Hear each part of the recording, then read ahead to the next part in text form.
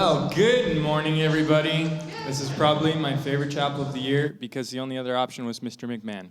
So I'm just going to say I am very thankful. No, I'm kidding. Anyways, as we're going to, Mr. McMahon said, we're going to sing a few songs. And I'm just like, in between the songs, I'm just going to ask maybe like one or two people just to say something that they're grateful for. Because a lot of time during this season, we can become very, just we're going home, we're on break, we have everything that we need right there, most of the time anyways for some of us. And we really forget to be grateful for some of the things that we have. In fact, a lot of the things that we have. Living in, when I lived in Nashville, it was like seeing how many homeless people there were. Nashville was actually called Tent City, USA, just because of how many homeless people there were. And there would just be people who were dying all the time because and during the season, it still gets pretty cold down there, and they don't have what they need to survive. So it's like we can even just be thankful for life and for a warm house to go back to and things like that. But yeah, I'm just going to be asking a couple things. So let's kick this off by singing Joy to the World. And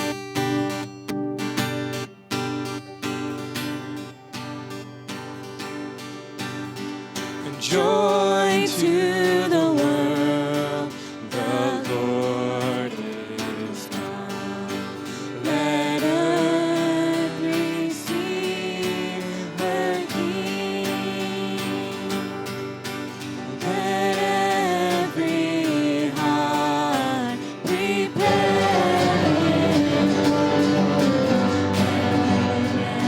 nature sing.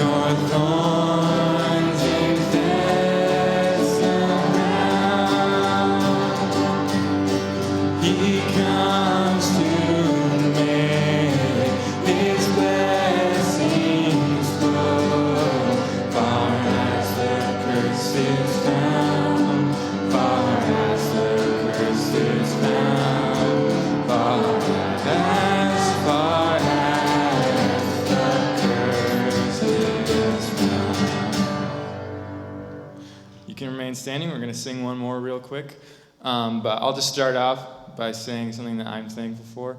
I'm really thankful to be here, and it was something that I kind of noticed yesterday, and we're all coming from so many different backgrounds and so many different beliefs and things like that. I mean, like, think about Mateos coming from Brazil, and, Emily just coming from Boston, and Lydia from Ethiopia, and everyone kind of from all these different backgrounds and all these different places that we're coming from, different beliefs, and we're all here of the same mind and of the same accord, and God's brought us all together here to do his work, and it's amazing to see what he's doing here. And sometimes we can lose sight of that too, that we're here for a purpose and for a specific reason. That's not to get a grade.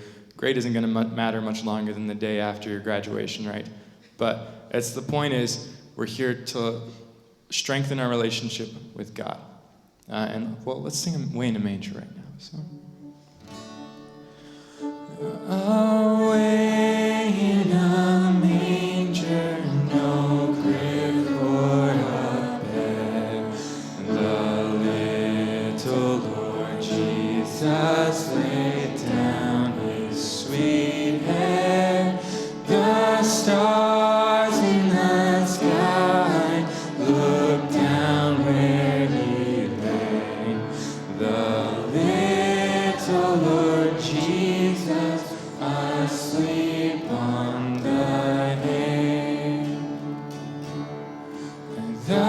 cattle are lowing, the baby awakes, but little Lord Jesus, no crying he makes. Thy lovely Lord Jesus, look down from the sky and stay by my cradle till morning is nigh. Be near me, Lord Jesus, I ask thee to stay close by me forever and love me, I pray. Bless all the dear children in thy tender care, and fit us for heaven to live with thee there. You guys can be seated. Can I ask anyone who has either just a quick testimony about what God has done in this semester for them, or something that they're thankful for? Anyone? Yes, Naomi? I'm thankful that I got to have another semester here, and like both my old church and my current church are seem pretty sound doctrinally and have great people. And she's engaged.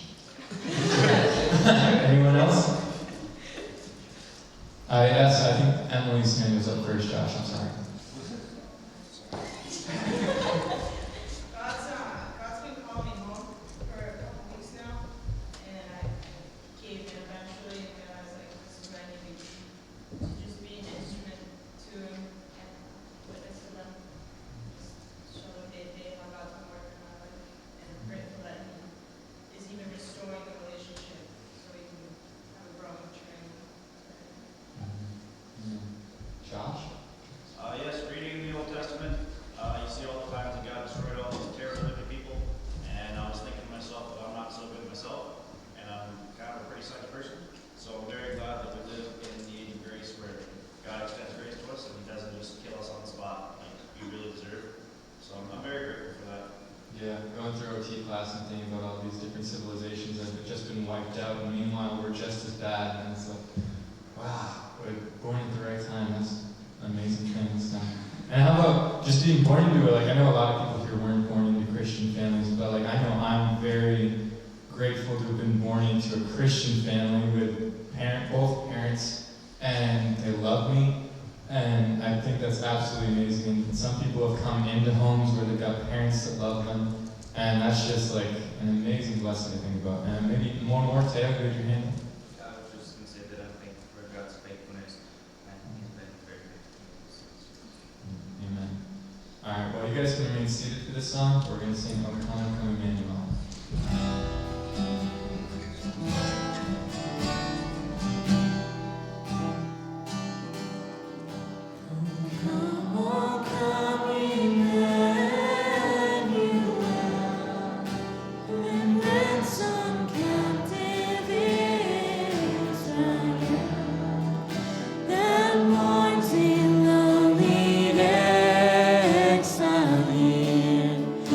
Until the Son of God appear.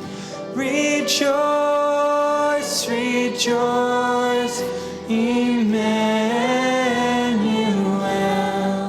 shall come to thee, O Israel.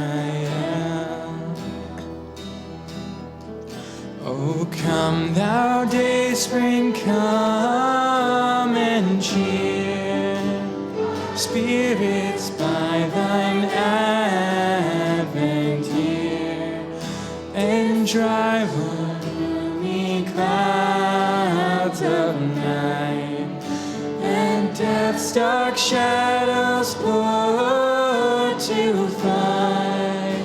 Rejoice, rejoice, Emmanuel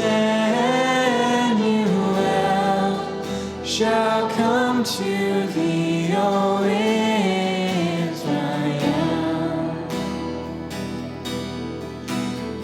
come, desire of nations, thine, all people are one heart and mind, bidden be strife and quarrel cease, fill all the world with heaven's peace. Rejoice, rejoice, Emmanuel shall come to thee, O Israel. Anyone else something that you're thankful for, grateful for? Jonathan? Alaprendi. I am really thankful for the theological meaning of Christmas because I didn't grow up with Christmas really, and so I think about, okay, the baby Jesus is born, and only focusing on he was born so he could die, and just I make Christmas about Easter, but all of the sacrifice of the Old Testament involved an identification with the sacrifice, and Christmas is where we celebrate God, the Creator, identifying with us as creation, so that we can identify with Him. Otherwise, that's so I think. Does anyone remember the video that we saw at Christmas Banquet last year? The skit guys one or whatever? So they're sitting there and they're decorating the Christmas tree and talking about Jesus, and they're like, wait. It hits this guy and he's like, wait a second, are you talking about baby Jesus is the same as cross Jesus? And it's like, it's very easy to separate those events sometimes in our mind, but that's why he was born, is to go to the cross and die, and we have a hard time reconciling this little baby laying in a manger with the man who is like hung on a cross and saying it is finished and suffered all that. And it's like, you know, when the big picture comes in and you actually start to see it and you apply all these little details that we already knew and put it into the big picture and start saying like, wow, that's such an amazing, like, to think about that God is the judge and he's the one that's, you know, needing to condemn us because of our sin, but at the same time, he was the one that decided to pay for our to pay for the sin that we had committed. So it's just like such a beautiful picture, and I know after being saved for so long, it can become kind of like we hear it every day, but we really don't think about it every day. We don't think about it in that light. Let's stand and sing Silent Night.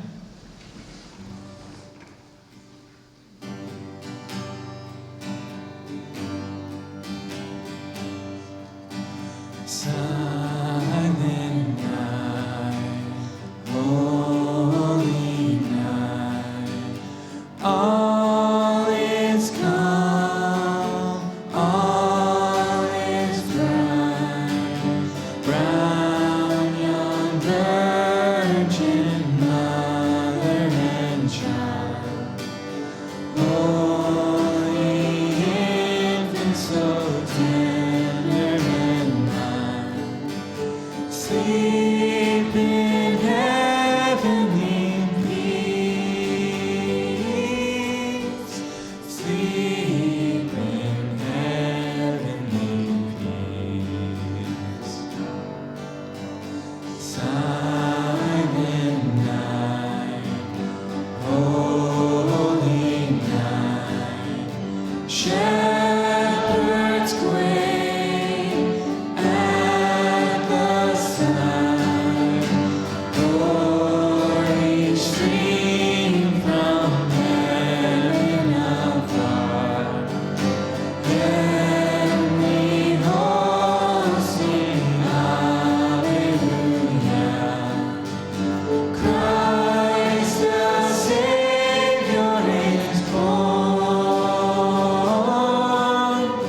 Christ the Savior is born. We'll sing this next song, but I want to switch it up for something in between the next two songs. Be thinking of a favorite Christmas memory. But we're going to sing What Child Is This while you're thinking of those things. So.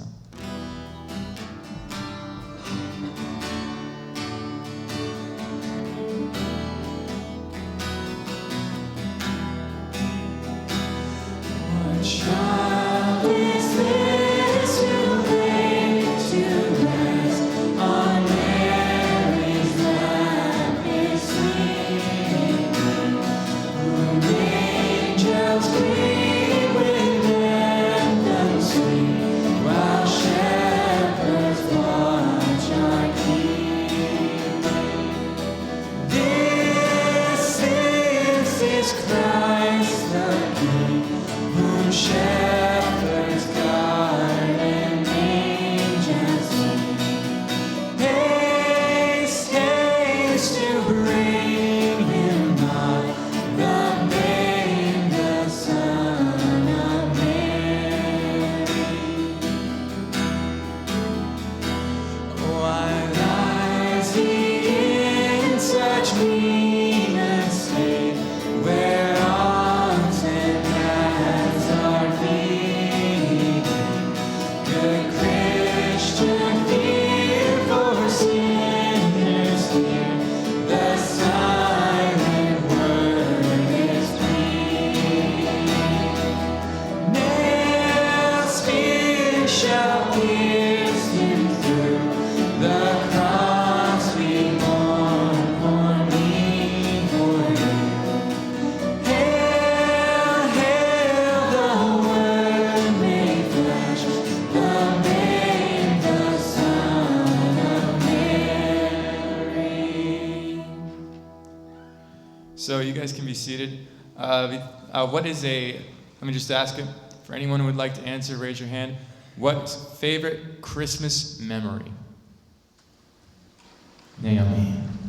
No one's counting names. It's basically like, it's kind of more of like what was the most every Christmas for all I was younger. Like, my siblings, while we were waiting for my parents to wake up, we would just hang out together and try to be quiet. But like, those were the times we tended to get along the most. So, I know those times. I know every year when we were younger anyways, we would wake up early and try and get our parents up, and they'd make us like clean the entire house and make it all like spick and span so that it was just perfect. And then it was like 10 o'clock and we've been waiting for like since 3 in the morning to open our presents and stuff. Anyways, anyone else? Yes, Lauren. During Christmas, usually my family gets together at my grandparents' house, and they have a big sledding hill, so we have like a big sledding party, and people in the community come. Well, I remember one year, me and my cousin got in a sled together, and we were going down really fast, and we didn't see my grandfather coming, and we hit him in the legs and really wiped him out. So now every time we have a sledding party, we always have to tell our grandfather to stay out of the way. Well, that's thoughtful of you, I suppose. Anyone else? Favorite Christmas memory? Also something you're thankful for. You think of that too? Yes.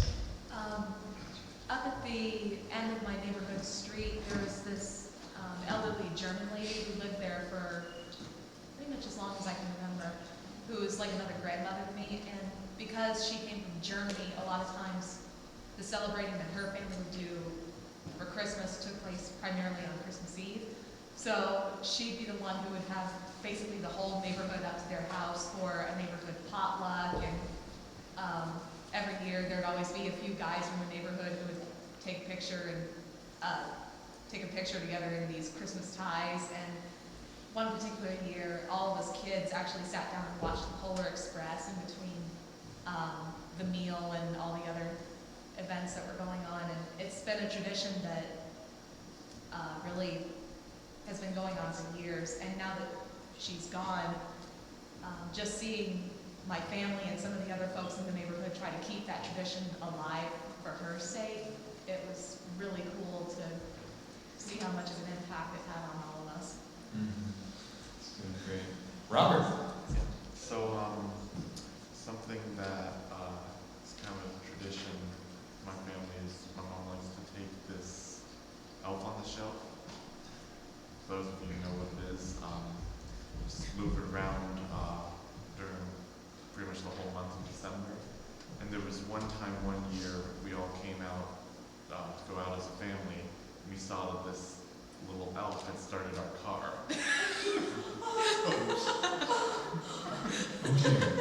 Love it. Oh, yes, Caitlin. It's kind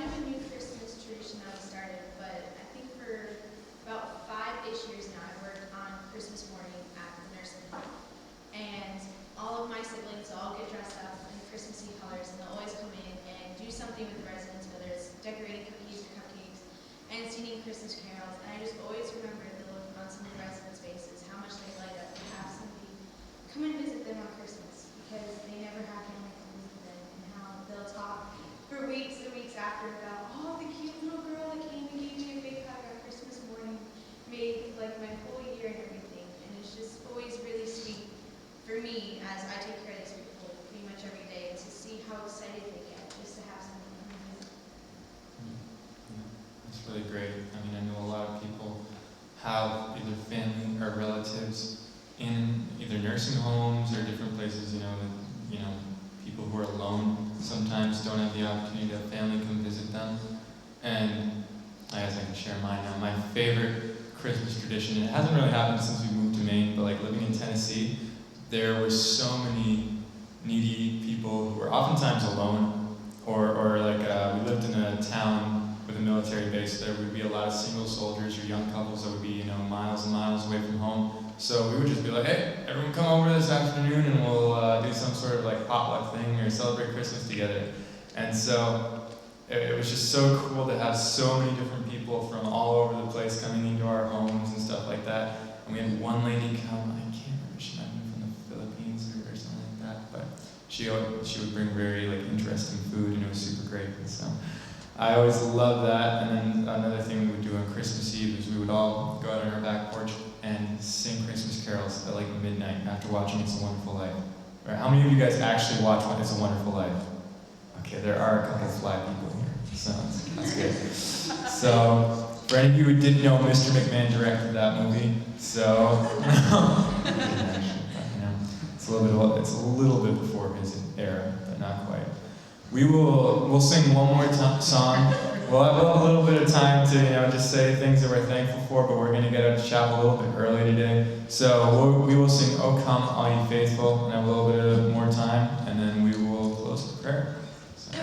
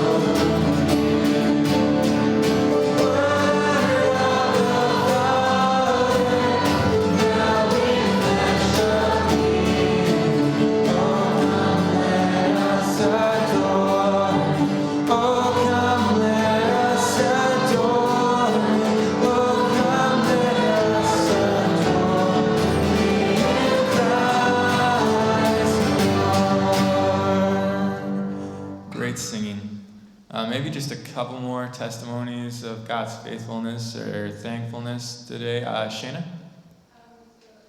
I was very thankful this morning. I was in the neighborhood and just like sitting there, and so beginning of semester, I was very convicted about just like making sure that every morning when I get up, I actually like take time to put on the armor of God and just like really think about each piece and like what it means, and just really like having him like, okay, Lord, I want you to protect my Sasha, put on the helmet of salvation,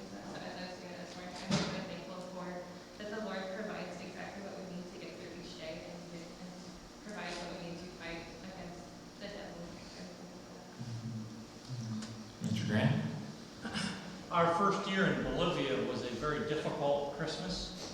It was a lonely Christmas. When we went to Bolivia, nobody told us to prepare for Christmas. And you know, my wife and I came from both of our backgrounds where Christmas was about family, and we really get into it on Christmas Eve, getting together with family, and we never had any decorations. We were living in the middle of nowhere, and there was nothing.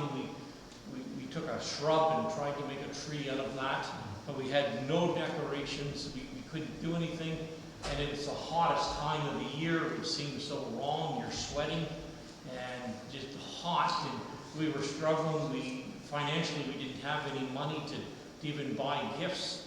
I tried making a couple things, and that flopped. And we went into Christmas very, very discouraged. And Bolivians celebrate Christmas at midnight. They make a big meal, 12 different plates, one for each of the apostles, and then they eat at the stroke of midnight. And you're trying to sleep, and everybody's partying. And then they give the kids their presents at 3 o'clock in the morning.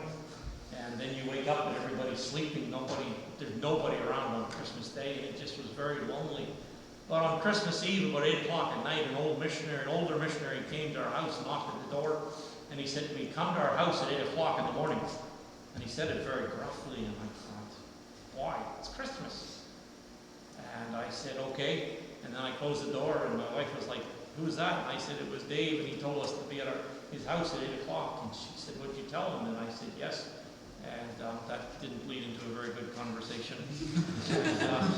And anyway, so we went down to their house at 8 o'clock in the morning, and it had been a disaster. So far, we had nothing.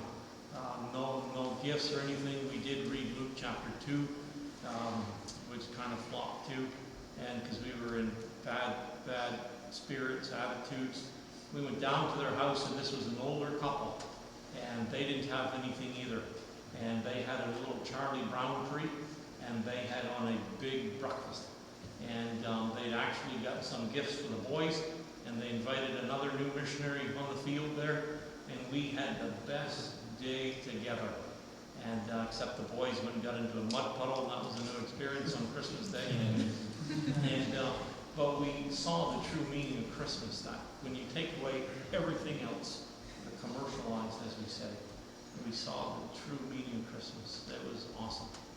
Yeah. It's really funny to see now in these times where Black Friday starts before Thanksgiving Day is even over. And it's like we so miss out on that spirit of thankfulness because we're already trying to prepare for Christmas and getting all those deals and whatnot. But yeah, once everything else is like taken away, and it's just like you know, I was saying last night with the canned ravioli or canned lasagna, I'm just like, well, when that's all you've got, it's like you find ways to be thankful for those things, because it's like, you know, all of a sudden it's like, oh, there's a lot less to this than I actually thought. And it's just like, it just comes down to being grateful and thankful for what you have. So, anyone else?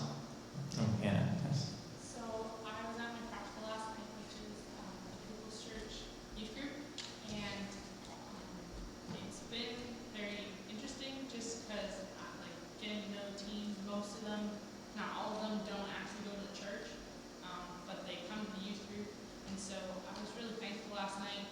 We were talking in our small groups. Last week we watched a movie, I Can Only Imagine, and so then this week we kind of like sort of picked up from that. We had some really good questions, and so in the small group time, which is completely new to me, I've never done small group time this whole thing. Just got to talk with the girls about like what do you do when life is horrible? Like what do you do when life hurts or life is painful? Like can you have a good attitude?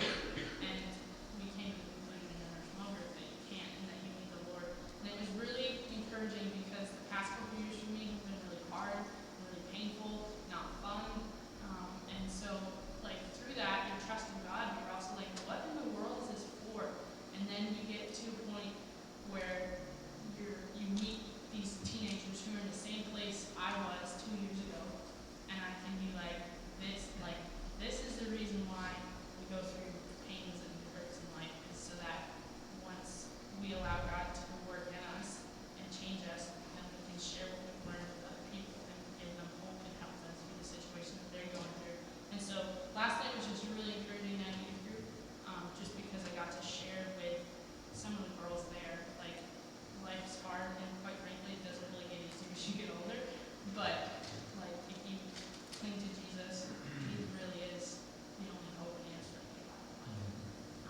So that was really encouraging. Yeah, I was kind of surprised at turning 18 and life didn't get easy. It's really unfortunate. Anyways, maybe one more, and then we will close in prayer. Phil. I'm just thankful for those that can't be with their family this year, whether it be the armed forces, fire department, EMS, police.